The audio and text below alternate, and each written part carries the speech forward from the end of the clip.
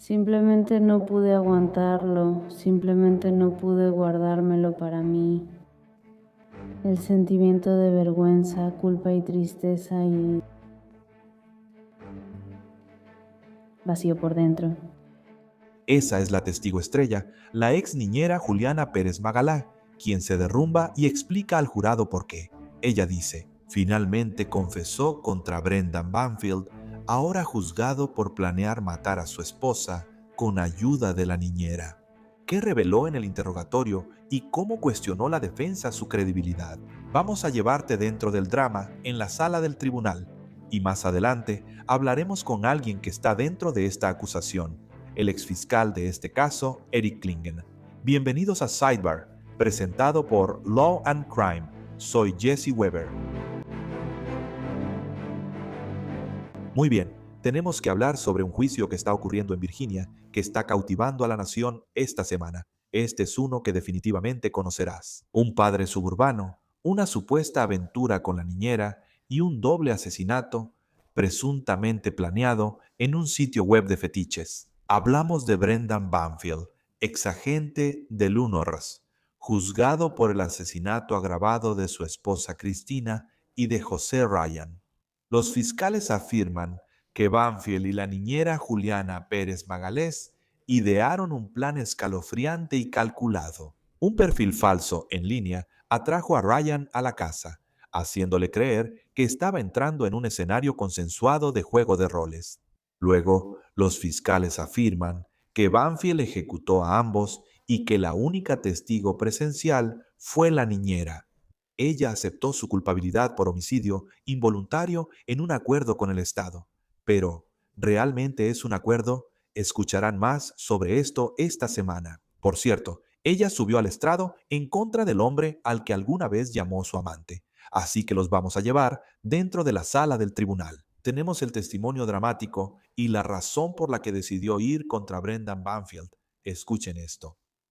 Entonces, ¿qué fue lo que finalmente la hizo decidir que iba a aceptar este acuerdo? Fue pensar que era lo correcto. Supongo que todos merecemos saber lo que pasó. Y simplemente no pude guardarlo, no pude quedármelo para mí sola. El sentimiento de vergüenza, culpa y tristeza y hinchazones vacías. Pero tengo que decirte la defensa, están atacando su credibilidad de frente, o al menos lo están intentando. La están llamando mentirosa que inventó una historia oscura para salvarse a sí misma. Caso con muchas grabaciones, posible escena del crimen montada y una niña que la policía afirma estaba en la casa esa mañana. Más adelante, como mencioné, nos acompañará alguien con una perspectiva única sobre el caso, un exmiembro del equipo de la Fiscalía. Así que quédense con nosotros para eso. Les daremos mucho contexto. Pero, ¿cómo llegamos hasta aquí? ¿Cómo una mañana tranquila en Virginia, en esta calle sin salida, acabó con 2 muertos y un empleado federal luchando por su vida? Según la policía, la historia actual difiere mucho de lo que dijeron ver al principio. Volvamos al 24 de febrero de 2023. La primera llamada al 911 describió una invasión a domicilio. Brendan Banfield, agente del UNORES, informó a los despachadores que disparó a un intruso que apuñaló a su esposa. Al llegar la policía, todo es caótico. Sus cámaras muestran que se centran en 2 personas, la aterrorizada hija de Banfield y la niñera de la familia, esta au pair Juliana Pérez Magalé. Ese es el tipo que vino aquí, ¿de acuerdo? Y luego eran 2 tipos, se estaban gritando el uno al otro. Él decía, Como déjalo, lo siento, solo veo qué hace ella. No, lo estás haciendo muy bien. Él estaba diciendo, oye, suelta eso. ¿El cuchillo o la pistola? La pistola luego dijo, no sueltes el cuchillo. Él decía, mira, vas a ver tú, ella, no sé. Él la apuñaló, empezó a apuñalarla, o sea, ¿pueden dispararle? Esa fue su historia. Desconocido, ataque, disparo heroico. Los detectives e investigadores detectaron inconsistencias, como la ausencia de entrada forzada. ¿Por qué parecía tan segura de esa línea de tiempo? La mayor alerta era la relación. Las autoridades descubrieron que Brendan Banfield y su joven niñera no solo eran empleador y empleada, sino que estaban involucrados románticamente en secreto. La niñera comenzó a trabajar para los Banfield en 2021 y, según los fiscales, para 2022 él ya no solo quería dejar a su esposa, sino que desapareciera para siempre. Supuestamente le dijo a esta niñera que el divorcio, y cito, no era una opción, que no quería compartir la custodia de su hija ni su dinero. Y es entonces cuando la fiscalía afirma que nació un plan digital. Aseguran que Banfield y Mogalhaz usaron la computadora de trabajo de Christine para crear un perfil falso en FetLife, haciéndose pasar por ella. Buscaban durante semanas a alguien para involucrarla en un juego de roles de fantasía de violación violenta. Alguien que iría a la casa de un desconocido sin conocerse antes. Aparentemente, encontraron a Joseph Ryan, de 39 años, por mensajes. Christine le dio su guión. Preséntate. El 24 de febrero. La puerta estará abierta, yo dormido. Trae cuchillo y ataduras. No te detengas y gritó. Ahora Ryan, aparentemente creyendo que todo esto era una escena consensuada entre adultos, siguió las instrucciones. La policía dice que Banfield se preparaba, compró un arma a au pair, la llevó a un campo de tiro y mandó instalar ventanas insonorizadas. Según las autoridades, él revisó el vecindario por cámaras de seguridad y el 24 en la mañana inició el supuesto plan. Banfield fingió ir al trabajo y esperó en un McDonald's. Au pair aguardó con la hija de 4 años en un auto al final de la calle. Cuando Ryan llegó y entró, la policía dice que au pair llamó a Banfield. Supuestamente, él regresa. Los investigadores creen que entraron por el sótano, dejaron a la niña abajo y subieron al dormitorio principal. Lo que siguió es de la nueva versión de la historia de la au pair, la que ahora está contando en la corte porque afirma que Banfield le disparó a Ryan en la cabeza. Y luego, mientras Cristina suplicaba por su vida, Banfield supuestamente tomó el cuchillo de Ryan y apuñaló repetidamente a su esposa. Al ver que Ryan aún se movía y seguía vivo, Banfield le dijo a la niñera, termínalo, y ella le disparó en el pecho. Después llamaron al 911. Banfield mantuvo por meses la historia de invasión a domicilio, ¿cierto? La investigación continuaba. En octubre de 2023 arrestaron a la niñera, quien pasó un año aislada en prisión por un cargo de asesinato. Finalmente llegó a un acuerdo, tal vez, tal vez. Se declaró culpable de homicidio involuntario por disparar a Ryan y a cambio debe testificar contra Banfield. Su testimonio de esta semana es clave para la fiscalía. Brendan Banfield está en la sala del tribunal de Fairfax y se declaró no culpable. Su defensa insiste en que él solo era un esposo que defendía su hogar de un intruso trastornado. La au pair mintió para salvarse y lo incriminó. Ahora él enfrenta 4 cargos de asesinato agravado y 1 por uso de arma de fuego. Por cometer un delito grave, podría enfrentar cadena perpetua sin libertad condicional. Y cuando este juicio comenzó, no empezó de manera tranquila. El peso de todo el caso, como ambas partes han dicho desde el principio, recae sobre los hombros de una sola persona, la credibilidad de Magalhães, la ahora niñera brasileña de 25 años, la única aparente testigo ocular de los asesinatos, y ella está testificando ahora para la fiscalía. Para entender lo que está en juego, basta escuchar las declaraciones iniciales, donde la fiscalía expuso una supuesta planificación meticulosa y fría. Estamos aquí hoy porque Brendan Banfield, el hombre sentado detrás de mí, mató a su esposa, Christine Banfield, y a otro hombre llamado Joseph Ryan. Esas 2 personas solo se conocieron por la conspiración y planificación de Brendan Banfield. Christine tenía 37 años en 2022. Era enfermera de cuidados intensivos en Inova Fairfax. Ella estaba casada con Brendan, de 38 años, y tenían una hija de 4 años, Valerie. Cristina trabajaba por turnos, era enfermera. Si alguno de ustedes sabe cómo son los horarios de las enfermeras, ella podía trabajar de noche. El horario era irregular y no seguía el típico de 9 a 5, por lo que la guardería no era opción. Por eso contrataron a la au pair Juliana Pérez Magalhães. Era de Brasil y tenía 22 años al unirse a la familia. Ella cuidaba a los niños mientras Brendan viajaba y Christine trabajaba como enfermera. La familia vivía en Reston, condado de Fairfax. En 13.230 State Board Key escucharás la dirección, verás fotos de la casa y conocerás la distribución de la vivienda. Como es muy relevante para lo que sucedió en febrero de 2023, regresando a agosto de 2022, Brendan comenzó una aventura con Juliana. Al principio solo era sexo cuando Cristina trabajaba o dormía, pero luego se volvió una relación. Salían a citas, bares, clubes, bailaban y paseaban en bicicleta románticamente. Para otoño de 2022 ya planeaban su futuro enamorados. En un viaje a Nueva York, Brendan reveló su deseo de deshacerse de Cristina. El divorcio no era una opción para él. No quería perder ni compartir la custodia de Valeria. Él creía que Cristina era mala madre y quería que saliera de la vida de Valeria.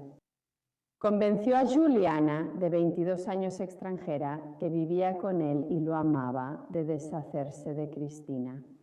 Pero la defensa salió a pelear con la misma fuerza. Su objetivo, su enfoque, la credibilidad de la au pair, la investigación misma.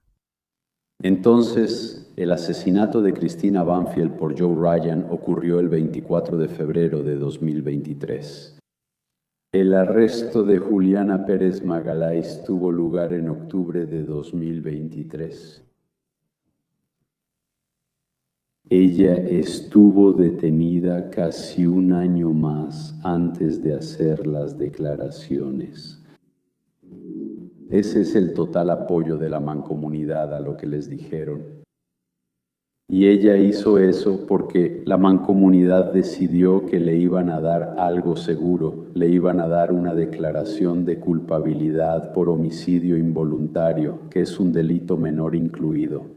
Y le garantizaron el tiempo cumplido tras su testimonio aquí, hoy, mañana o cuando sea que dé ese testimonio. Y yo sugeriría respetuosamente que Juliana Pérez Magalhães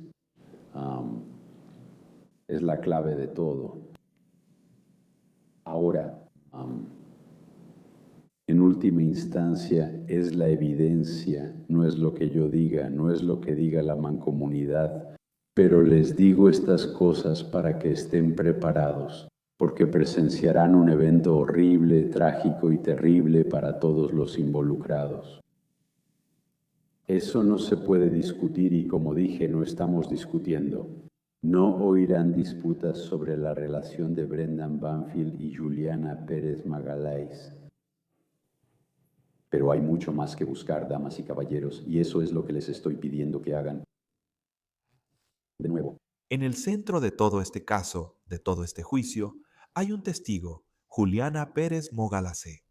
En 2 días en el estrado, relató al jurado su versión de un asesinato planeado y enfrentó un contrainterrogatorio brutal que buscaba destruir su credibilidad. La fiscalía la llevó al supuesto plan para atraer a Joseph Ryan durante el interrogatorio directo. ¿Quién eligió a Joe, Brendan, y dijo por qué eligió a Joe después de interactuar con él en FetLife? Fue principalmente porque hizo que Brendan se sintiera lo suficientemente seguro de que él sería la persona con la que jugaría, el papel que necesitaban que la persona interpretara.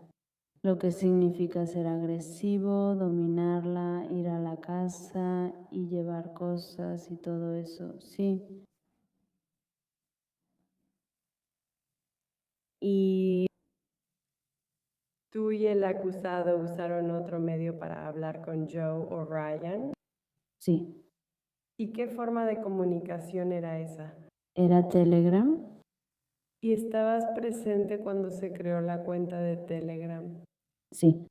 ¿Quién creó la cuenta de Telegram? Brendan. ¿Y cómo lo hizo? Usó su laptop en la página anónima y tenía su celular con él en ese momento. Porque lo necesitaba. recibir una llamada en su celular para que pudiera crear la cuenta en Telegram. ¿Y cómo se comunicaron tú y el acusado con Joe Ryan en Telegram? Interpretar el papel. Así describió cómo atraía a un hombre a su muerte. ¿Qué ocurrió en el contrainterrogatorio? La defensa destruyó su credibilidad al confrontarla con sus palabras desde la cárcel antes del acuerdo. Sí, eso es. Es una carta tuya del 8 de diciembre de 2023. Sí, Eso fue 2 meses después de tu arresto por este cargo. sí, está bien. Y llamando su atención a la parte resaltada,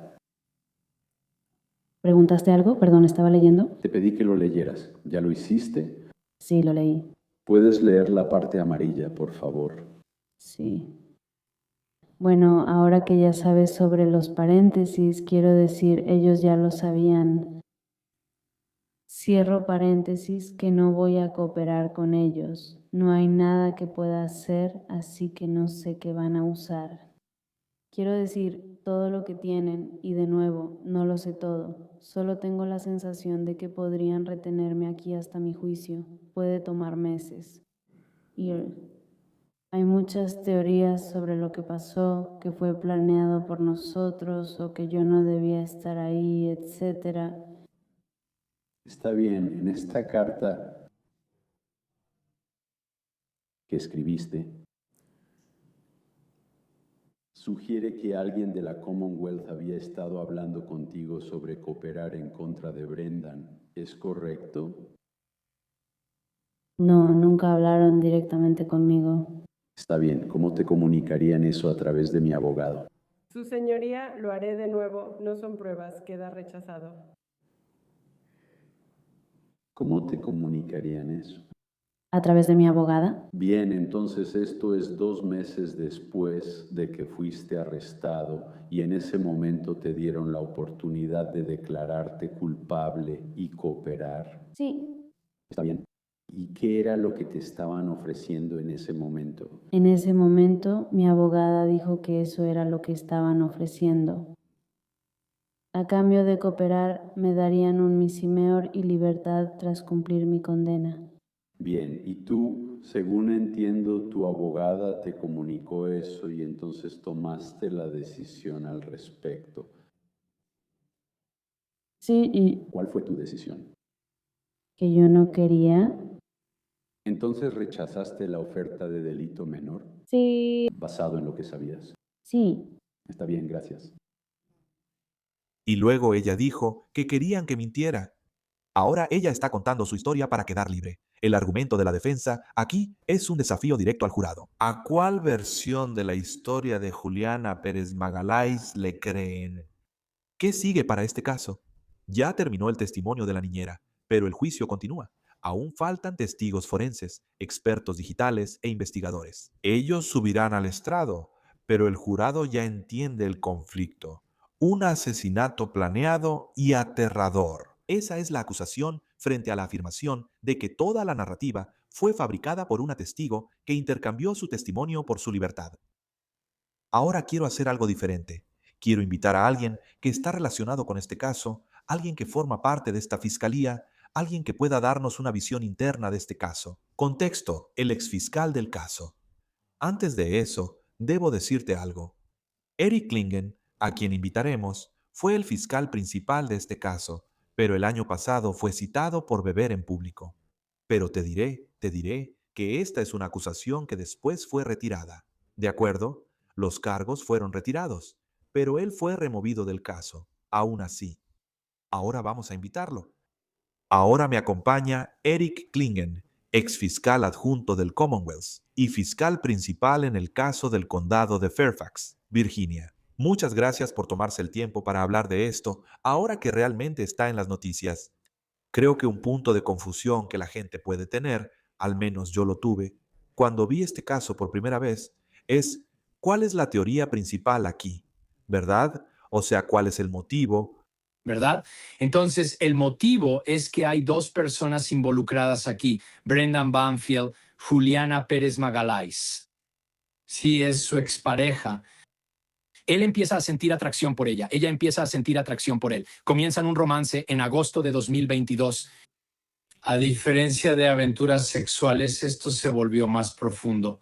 Brendan llegó a un punto donde quiso deshacerse de Cristina, pero el divorcio no era opción.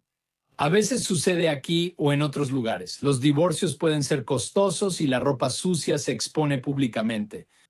Él decidió que la manera de lidiar con el problema era simplemente encontrar una forma de eliminarla por completo. Y esa es la idea. Él se queda con el niño, la casa, el seguro de vida y cualquier dinero que haya. Él quería todo eso y a Juliana y pensó que podía salirse con la suya. ¿Y qué hay de ella? ¿Cómo? Ella se declaró culpable y tenía curiosidad de saber por qué crees que se declaró culpable y cuál crees que fue su motivación en todo esto.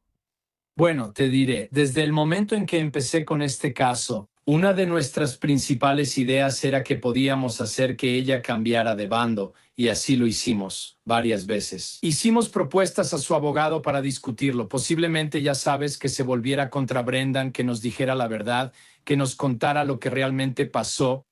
Bueno, al mismo tiempo, ella está hablando por teléfono con él, está hablando con él, está hablando con su familia, así que tiene un abogado que le está diciendo, mira, aunque le disparaste a alguien, con las circunstancias que el jurado oirá, es defensa de otros y podría ser declarado no culpable, quizás solo enfrentes homicidio imprudencial. Aquí en Virginia tenemos sentencias por jurado, lo que significa que un jurado podría haber sentido compasión por ella si la hubieran declarado culpable de homicidio imprudencial.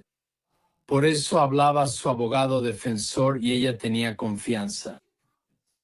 Cuando recibimos la acusación formal en septiembre, 2 meses antes del juicio, en noviembre de 2024, eso lo cambió todo para ella. Ella estaba aislada, se sentía insegura, estaba deprimida, ya no tenía ese salvavidas, ya no tenía a nadie que le diera confianza. Y también reconoció que una de las dos posiblemente iba a poder llegar a un acuerdo. En ese momento el juego se había acabado. No quería encontrarse siendo sacrificada, así que en efecto decidió que ya era suficiente y quería confesar la verdad. Hay algo que se ha mencionado constantemente en varios medios de comunicación y creo que es muy importante aclararlo completamente en tu programa. Yo estuve ahí desde el principio cuando se declaró culpable. Juliana no tiene un acuerdo de culpabilidad que diga que al final de este caso ella va a quedar libre. No hay ningún acuerdo respecto a su sentencia. Hay una recomendación que la Commonwealth ha presentado, pero eso no es vinculante para el juez. Así que es importante saber que ella todavía enfrenta hasta 10 años bajo un cargo de homicidio involuntario en Virginia. No importa lo que pase aquí ahora, obviamente, si las cosas van de cierta manera, habrá argumentos y discusiones con respecto a eso. Actualmente no hay una sentencia acordada en este caso. Ese es un punto importante. Entonces, en otras palabras, ya sea que la fiscalía crea al final del día que ella testificó con la verdad o que no lo hizo, no hay ninguna promesa para ella en absoluto. No por ahora. Eso podría cambiar, pero no lo sé. Ahora ella testifica en este juicio público. Te conozco también a Eric. Estás limitado en lo que puedes decir debido a tu papel anterior, pero ¿has estado viendo el juicio? Sí. ¿Tienes algunas impresiones iniciales sobre lo que has visto hasta ahora? Sí, puedo decirte esto. Están presentando un caso, la mancomunidad es la oficina del fiscal, están presentando un caso muy rápido. Te diré que me sorprendió lo rápido que se están moviendo, pero entiendo que ha habido muchas estipulaciones sobre muchas pruebas. No enfrentaron tantos obstáculos como normalmente se haría. Así que están siguiendo el procedimiento, pero lo están haciendo muy rápido. Eso me sorprende un poco. Además, hay otras cosas que podrían estar enfatizando con respecto a la evidencia que han presentado. Creo que solo reservan sus argumentos para los alegatos finales. ¿No es así? Simplemente cuelgas los cuadros en la habitación y no los describes hasta que sabes que tienes que hacerlo. El jurado sigue deliberando. En los alegatos finales les explicas el significado de cada cuadro. Y es en ese momento cuando realmente pueden hacer la conexión y siempre es mejor que un jurado haga la conexión en lugar de que tú les digas que la hagan. Cuando logran la conexión, la sienten propia, que es lo que buscas. Ese es un muy buen punto. Cuando ves cómo avanza este caso y ves que la fiscalía presenta su caso y anticipas lo que va a decir la defensa. Quiero decir, ¿tú qué opinas? ¿Cuáles crees que son algunos de los mayores retos para la fiscalía en este tipo de casos? De hecho, creo que el mayor reto en este momento para la fiscalía es averiguar si Brendan va a testificar y si lo hará. ¿Cómo manejarlo en el contrainterrogatorio? Porque no conocemos su versión, ¿verdad? Quiero decir, no sabemos lo que creemos que pasó en ese cuarto. Pero al mismo tiempo nunca lo hemos visto en cuanto a qué tan emocional puede ponerse, nunca lo hemos visto en cuanto a cómo puede conectar con el jurado. No sabemos si va a poder defenderse durante el contrainterrogatorio. ¿Va a defenderse o es posible? Él adoptará un tono bajo y será tan dócil y tranquilo que el jurado no creería que haría algo así. Es muy difícil cuando estás tratando un caso como este, predecir si el acusado va a contar su versión de los hechos y luego prepararse para ello. Y lo peor, aún debes prepararte para eso. Pasas tus días en el juicio y en la noche escribes tu contrainterrogatorio y al final él no testifica. Bueno, ¿sabes qué? Era mejor que te prepararas para eso. Así que ese es el desafío número 1 que creo que tienen. Creo que otro desafío que tienen es básicamente predecir qué va a hacer su ex, cuál será la defensa, incluso si él no testifica. ¿Cuál es la explicación de la defensa aquí? ¿De verdad es que Cristina, esta madre de este niño en esta casa, en esta relación familiar, el jurado va a creer eso? ¿De verdad era como una persona tipo Dr. Jekyll y Mr. Hyde? Y esa es una muy buena pregunta. Si eso es lo que la defensa realmente va a presentar, al mismo tiempo la defensa podría. Creo que esto se mencionó en la declaración de apertura y también por la Commonwealth, aunque quizás solo digan que hay duda razonable. Esta investigación tiene problemas y defectos. Permíteme mostrarte, no probaron su caso. Si eliges ese camino, tu cliente no testifica y el jurado decide. Sabes, Eric, estás haciendo buenos puntos legales para que nuestra audiencia los escuche y entienda durante el juicio. Pero hay algo que hay que tener en cuenta y a veces se pierde de vista. En este tipo de casos, es la víctima, ¿verdad? Como fiscal, ¿aprendiste mucho más sobre Cristina? Quiero decir, ¿qué aprendiste sobre ella? ¿Qué debería saber la gente sobre ella? Esto no es solo el juicio de Au Pair y los detalles sensacionalistas. Alguien perdió la vida y uno se pregunta sobre Cristina. ¿Qué deberíamos saber de ella? Por lo que entiendo, y de nuevo no puedo hablar demasiado sobre las pruebas. Eso no está en las pruebas de este caso, pero todas las indicaciones basadas en fotografías y en la evidencia que se ha presentado hasta ahora. Ella era una buena madre, era una esposa que parecía cumplida y ya sabes, cuidaba de su familia. Ella es enfermera, quiero decir, es alguien que le da salud a la gente, que le da vida a las personas. Eso requiere carácter, incluso para cualquier enfermera. Y así era ella, era una persona hermosa. Y esto hace que la tragedia de todo esto sea aún mayor. Y mi corazón está con toda la familia, como lo ha estado desde el día en que empecé a trabajar en este caso. ¿Y qué hay de José? José también fue, aunque no lo creas, una persona muy relajada. Él no es la persona que ha sido mostrada en ciertas fotografías que he visto que los medios han utilizado. Hay una foto de él que en mi opinión lo representa mejor. Hay una foto donde él tiene al perro en el hombro y creo que el perro le lame la mejilla. Y tengo que decirte, si eso no representa a Joe, no sé qué lo haría. Ese es Joe Ryan, ¿sabes? No hay mucho más que pueda decir aparte de estos dos individuos. Innecesariamente y de manera muy horrible se metieron en una situación, o al menos se encontraron en una situación. Es trágico para ambos considerando quiénes eran. Eric, antes de terminar, mira, tengo que darte la palabra aquí porque quería que tú hablaras. Si hay algo que quieras compartir sobre las circunstancias de tu alejamiento de este caso, quería darte la oportunidad en esta plataforma para hablar de ello. Bueno, te lo agradezco, Jesse. En este punto lo que puedo decirte es que no me alejé de este caso, así que puedo decirte que no me alejé de este caso. Y creo que, como abogado tú mismo, la forma en que lo diré, supongo, es que he estado en este caso por más de 2 años. Todos conocemos el viejo adagio donde el abogado dice, juez, no me molesta que juzgue mi caso, solo no lo pierda. Así me siento sobre la situación actual. Todo va bien, están haciendo buen trabajo y espero que lo concluyan bien. Eric Klingen, lo aprecio y respeto, ¿entiendes? Gracias por tomarte el tiempo para aclarar lo que puedes. En este caso, ya sabes que mucha gente está observando, mucha gente está interesada, así que gracias, siempre lo aprecio.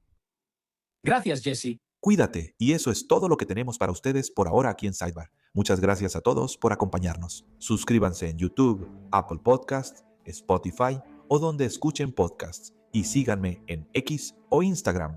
Soy Jesse Weber, hasta la próxima.